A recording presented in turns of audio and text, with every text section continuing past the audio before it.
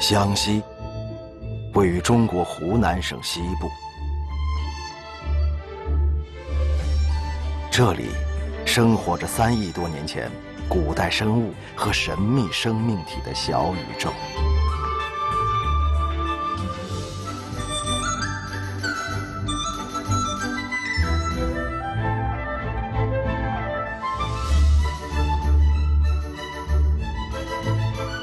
2年间，我们用4K 摄像机记录了这里人类文明的痕迹。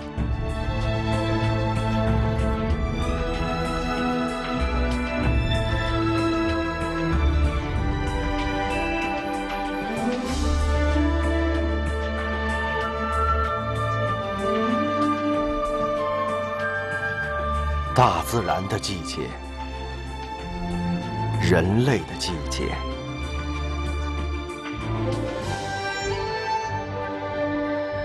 湘西的山林守护着独特的生活方式以及传统习俗。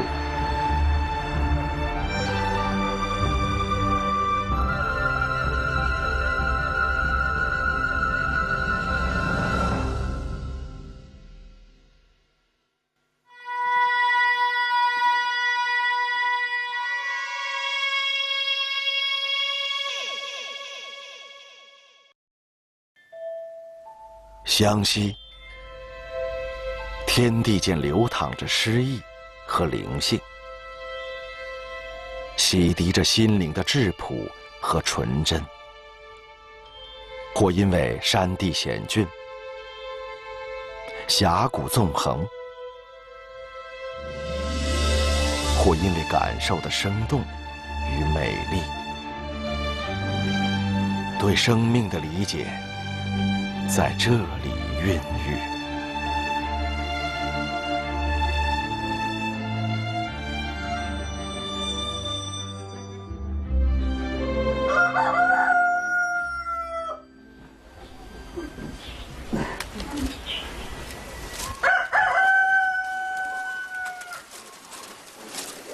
一大早，杨春花一家就忙碌起来。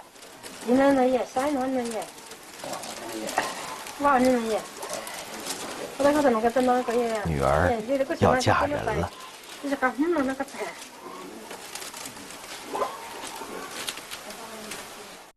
这些嫁衣，每一件都是杨春花亲手缝制的。它们将是女儿出嫁时唯一的嫁妆。每个花瑶女性都是刺绣高手。刺绣在花瑶又被称作挑花，所以花瑶这个词本身就带有刺绣的含义。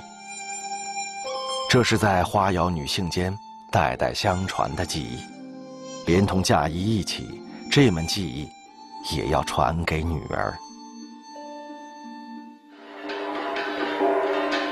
在花瑶，婚礼仪式在女方家举行。迎亲的队伍上门了，这群男人挑着彩礼，是婚礼的重要角色。他们都是媒人工，这是由男性担任的角色。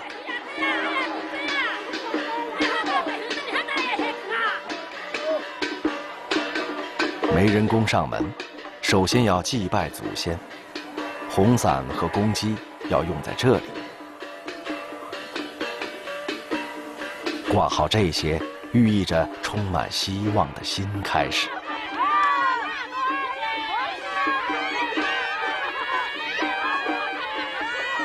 唢呐吹响，到场的人们要用自己的方式表达祝福。到了这个时候，嫁衣等来了自己的主人。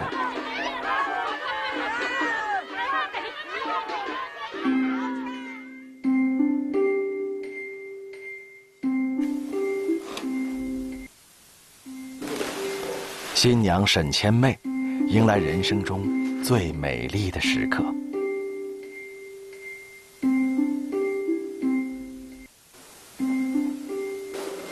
女儿穿好嫁衣，妈妈才能进屋，似乎有很多话要讲，却又很匆忙。但沈千妹能听懂。我这套嫁衣啊，是我妈妈准备的，然后这一套其实我妈妈花了几年时间帮我绣的，她希望我出嫁的时候美美的。其实嫁衣对我有一个特别的意义，就是充满了我妈妈对我满满的爱。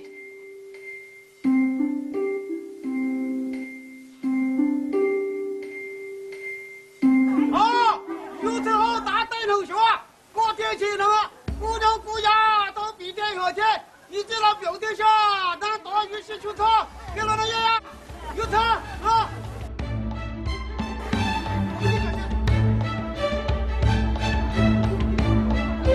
正式开餐时，所有人，包括妈妈，都要离开婚房，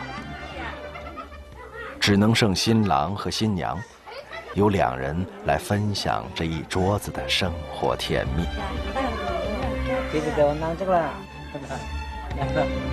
赶苗的时候认识的，他远远的看了我一眼，然后就又走近了，然后他就对我唱歌了。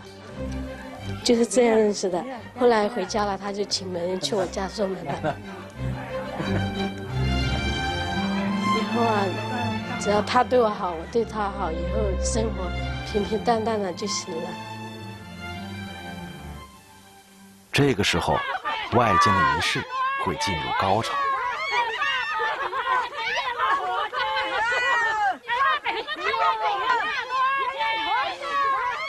打泥巴。娘家人会从田里挖出稀泥，用来涂抹媒人工。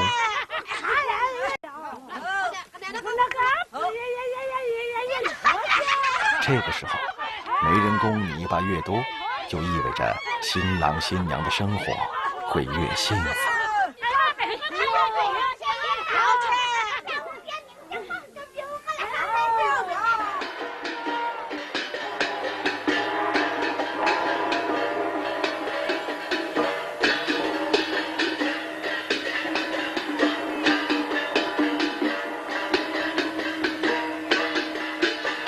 花窑送亲是湘西最美的一道人文风景。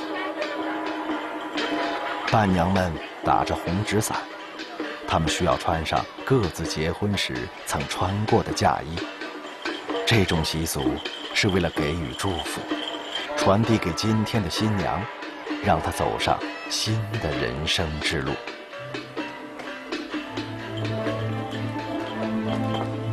妈妈只能送到村口，做最后的道别。接下来的路，女儿要自己走了。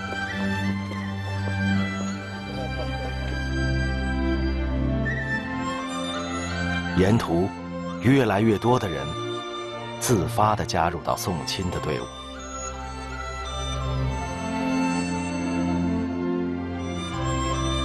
像古老的梯田间画出的一道美丽的虹。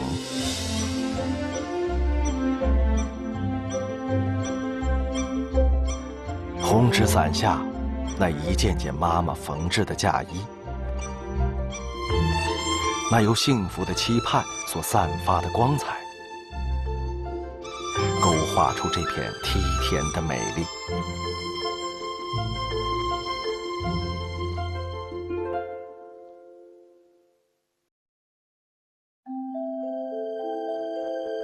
在湘西，人们遵循祖先的教诲，沿袭固有的生活方式。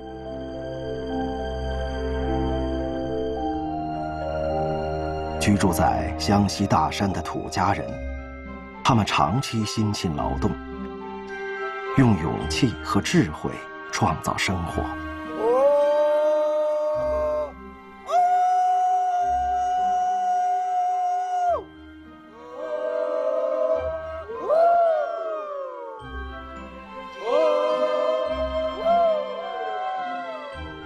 他们把土家先辈们渔猎、农耕及婚姻习俗状况，用舞蹈的方式记录下来。这支舞被叫做毛古斯，它是中国最古老的舞蹈，被誉为中国舞蹈和戏剧的活化石。拿那个黑的铁锅，前面那个，就把锅的火，第个嘞，到你个楼梯，你那前个阿爸翅膀抓的。老人叫彭南京，他是土家毛骨丝国家级传承人。13岁开始学跳毛骨丝，直到步入暮年。彭南京从来没有间断过毛骨丝表演，今晚他要再次登台演出。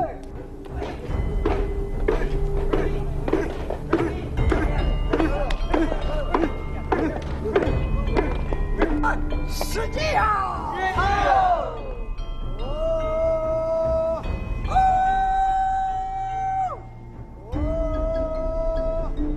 土家族没有文字，他们是通过歌舞来传递文明的。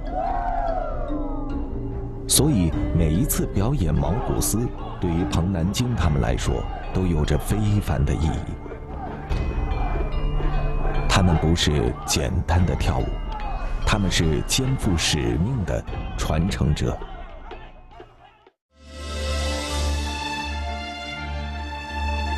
在湘西，人们遵循祖先，承袭着对自然的理解。对这些理解的传承，从习俗信仰到记忆与匠心，其中种种精义，需要时间来沉淀入心。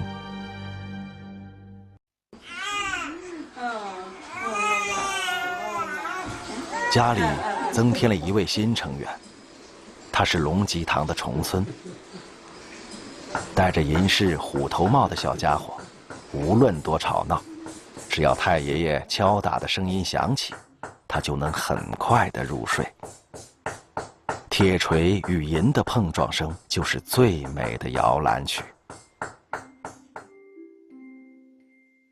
银饰是苗族文化的代表，被称作白色图腾。在苗族，要想成为银匠，不仅需要精湛的技艺，还要具备高贵的品格，因为每一件银饰的制作，都饱含着银匠对美好生活的感悟。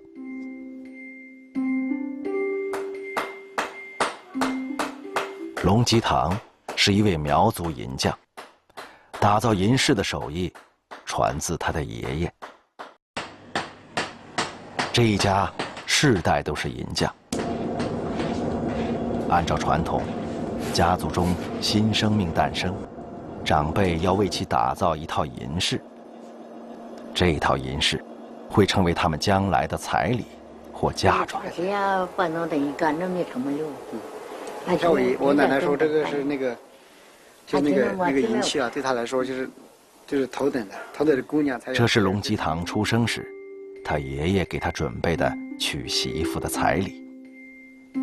爷爷的作品，龙吉堂的老伴儿已经使用了整整60年。接下来的日子，龙吉堂要完成这个任务。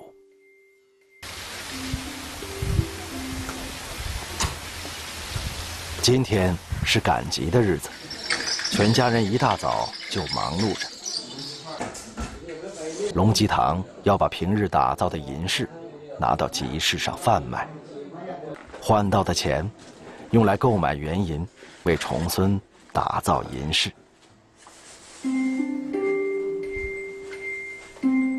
打造一套结婚用的银彩礼，需要的花费不菲，但这样的负担，对于龙吉堂来说，却是甜蜜的。这里面有生活的意义。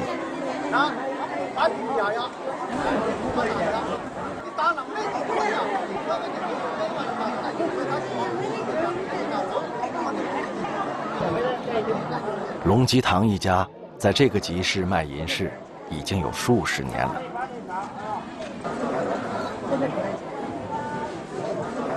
对于苗族人来说，银饰不仅仅是首饰，更象征着祝愿和幸福。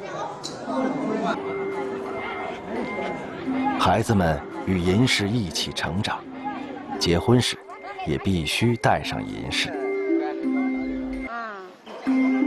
像眼前的这位小伙子一样，年轻时的龙吉堂也给老婆送过银饰。在苗族，这是每个男性都会做的事情。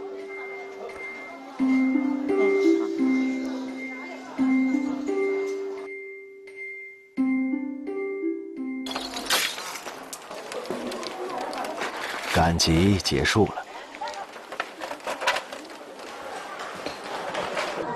每次赶集回家，龙吉堂都会为老婆买一份包点，这是他最爱吃的小食。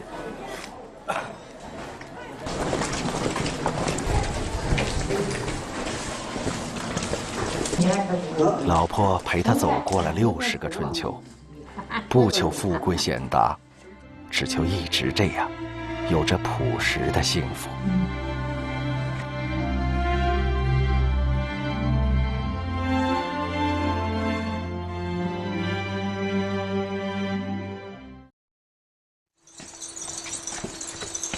几个月后，龙吉堂为重孙子打造的银饰完成了。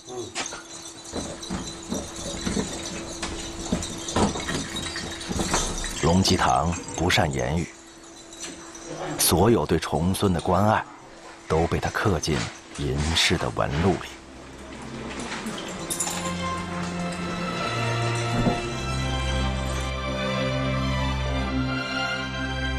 感受苗族的银饰，不用去触碰，也有隐隐约约的声音。这声音，有时就像春天少女们的笑声一样悦耳，有时又像初夏准备结婚的新娘娇羞的心声一样清凉。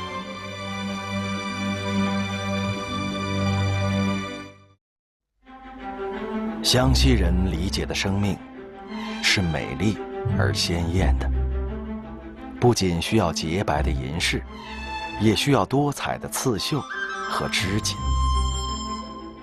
每一种色彩的融入，都包含着对美的理解。技巧与心境，完美地投入在没有图纸的织布上，一根线配错，都意味着重来。这种最极致的色彩，是专用于女孩一生中最美的时刻。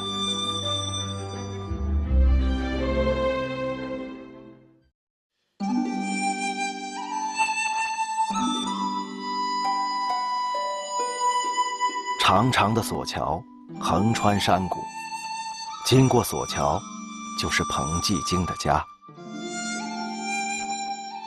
迈向人生最后一个季节的彭继京，50多年来一直守护着一个传统。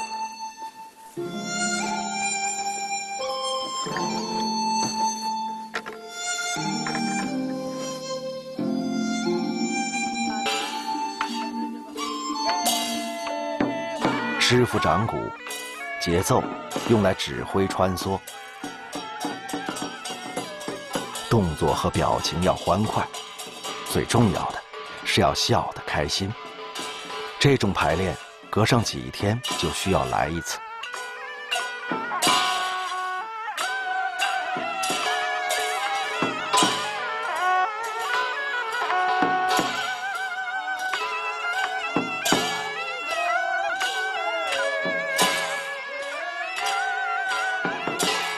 彭继京的孙子10岁了，虽然也喜欢摆弄爷爷的乐器，但对爷爷的舞蹈，小男孩并不感冒，因为这种舞蹈叫做跳丧。嘿，嘿，嘿，嘿，嘿，嘿，嘿。显然，在孙子看来，死亡还是个陌生的话题。也差不多，这老了，跑干事出来就。你这就正常生活是吗？哦，后来你就兔子啊！生时喜酒，死时歌。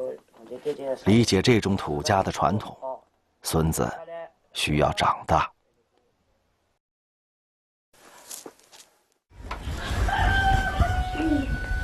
一大早，彭继京要准备食物。孙子去学校，有2个小时山路要走，需要保存好食物的温度。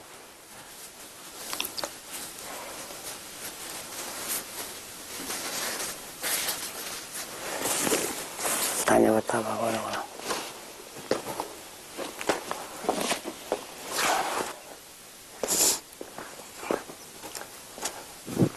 或许昨晚的话题太过沉重，一路上，爷孙俩没怎么开口。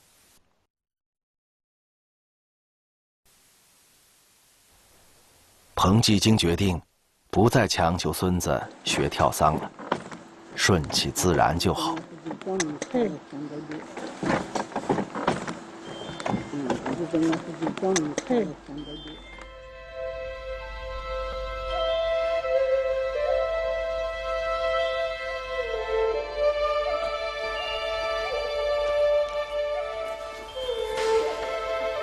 正如大自然中会有冬天的到来，人类的命数中也会存在着死亡，这是谁都不可避免的自然的规律。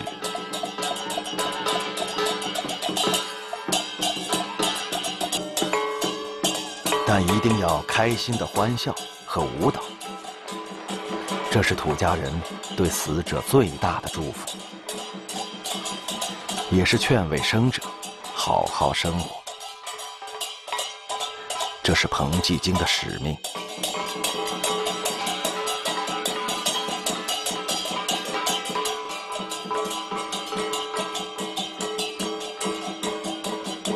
或许有一天，孙子也会明白。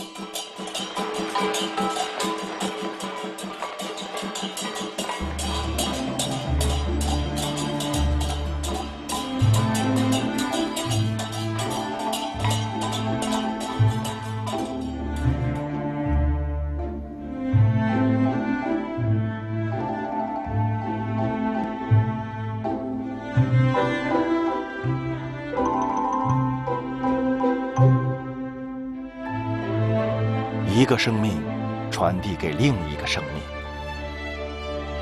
这是自然的传递。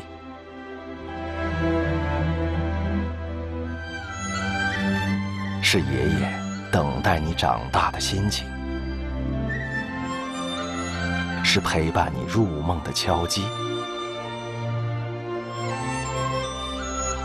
是妈妈缝制的嫁衣。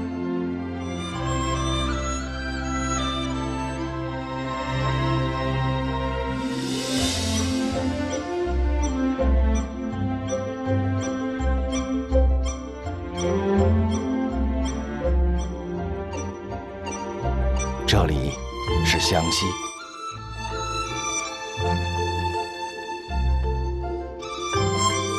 因为有你，生生不息。